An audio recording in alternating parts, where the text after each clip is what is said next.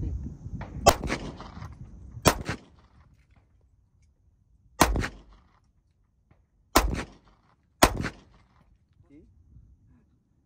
Malayo-layo din ang range niya. Oh.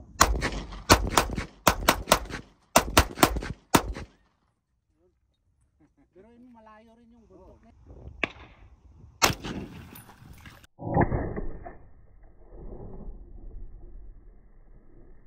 Ito na si Kabayan, yung na-meet ko sa Bass Pro.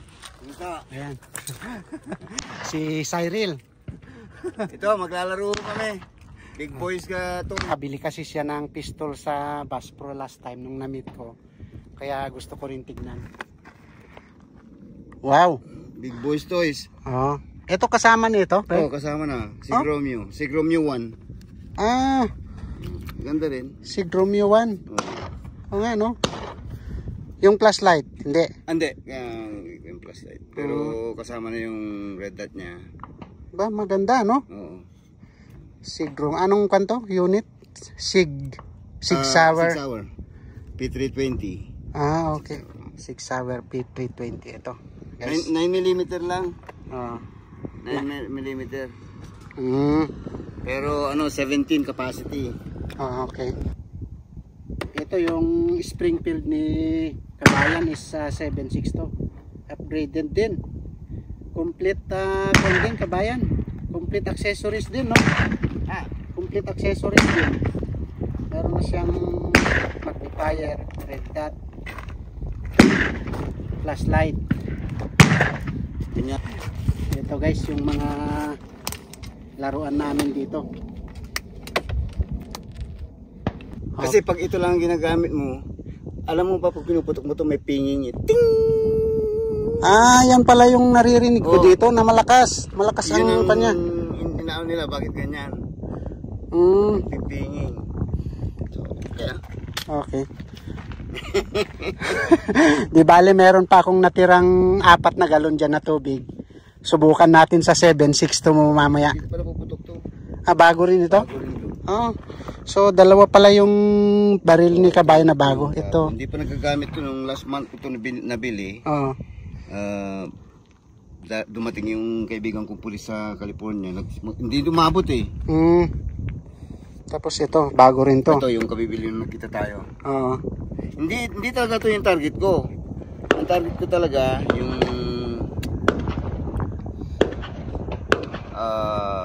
X5. X5 na Springfield. Na 6 hour din pero X5. Ah. Ito kasi P320. Mayroon silang X5, may X6. 6 hour din. Kasi inaano ko yung laro, papasok ka doon sa practical shooting competition. Hindi ko na inintis manalo basta makasali lang yun. You know? At least makaputok. Therapy. Natin.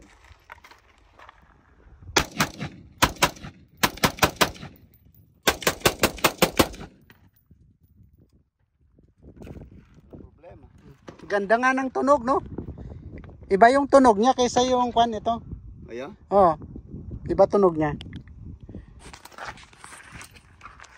Ito yung sight niya pala, kwan na to. Bore sight lang, isisiro ko pa eh. Sige.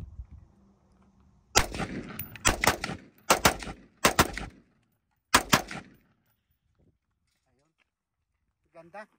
Ayos. Ito yung baril ni Kabayan na to is bagong-bago ito. Galing sa Palmetto State Armory. Hindi niya pa nagagamit. Ilang buwan na yan? Matagal na? 1 buwan. 1 buwan. Tapos ito nga, yung isang nabili niya rin na pistol. Testingin natin para matesting, maputok na. First shot. Yeah. Sig Sauer. Napakaganda, kasama na yung red dot.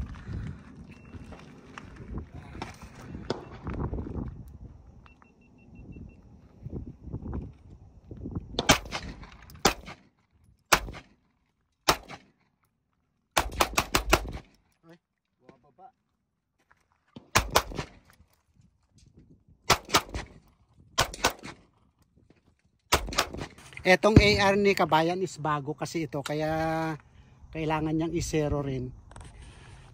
Ngayon pa lang niya pinuputok after nabili niya. Firing. Mababa. Mababa kaya. Ayun, mataas konti. Tapos mababa ng konti. Oh. Madali pala mag-adjust nito, no? Kasi pihit-pihit lang. Oo, ito lang. Oo. Yan lang. Ano siya, pag inayos mo yung takip, mapipihit mo na to. Okay. MOA, minute of angle.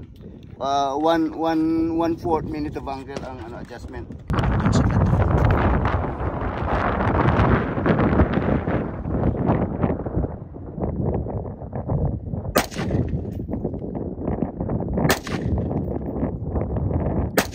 Ayun.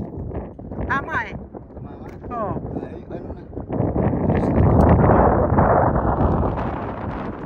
Ito kasama ko na si Kabayan Cyril dahil yung 308 na niya ang gamitin namin para mai-compare namin sa 556 na tigda dalawa lang yung linusot.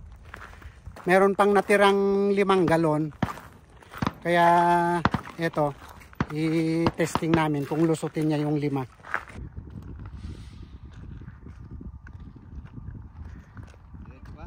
Diretso.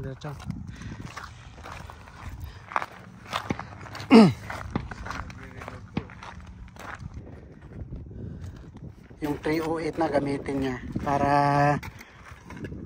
may kumpara kung mas malakas talaga ito kaya kumpara sa 556.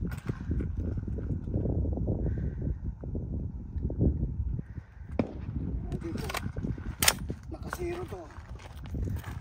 Yan. Check ko muna kung nakasiro. Sige. I-check mo muna sa target na iba.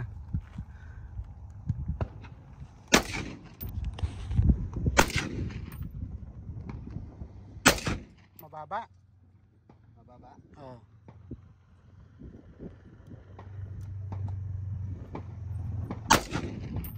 Yun. Doon sa ilalim ng gulong. Sa silong mismo ng gulong? Oo. Isa pa.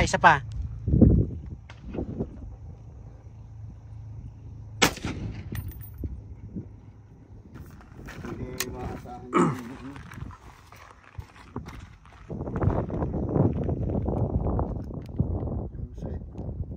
Teka, doon ulit sa gulong ha? Oo. Mababa. Saan? Parang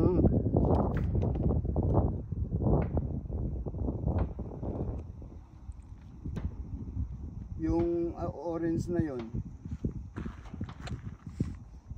Nakita mo yung orange na yung gas pink, tank? yung parang pink. Oh, parang pink. Pink. Ayan. Mababa. Wala, hindi pwede ito, hindi nakasiro. Aalisin ko to.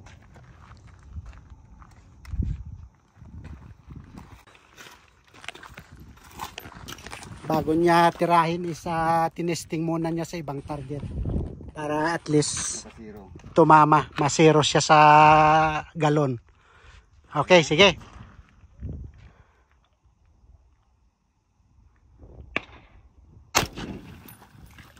Uy. Isa lang. Dali. Isa lang?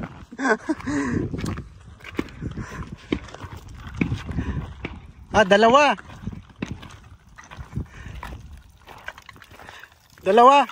Mababa yung kanya, pre. Mababa yung taban niya. Gumanon siya.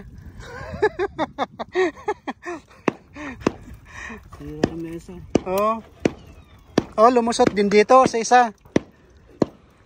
Apat. Pero nandiyan siguro yung bala. Ayun. Ayan yung bala niya. Nasa 4. Kaya lang, sinira yung mesa.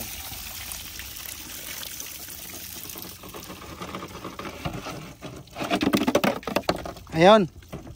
Ito yung bala niya, guys.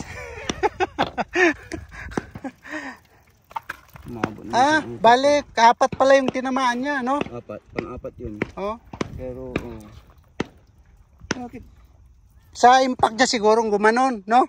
Siguro, dahil diretso naman eh. Yung Yung impact ng bala.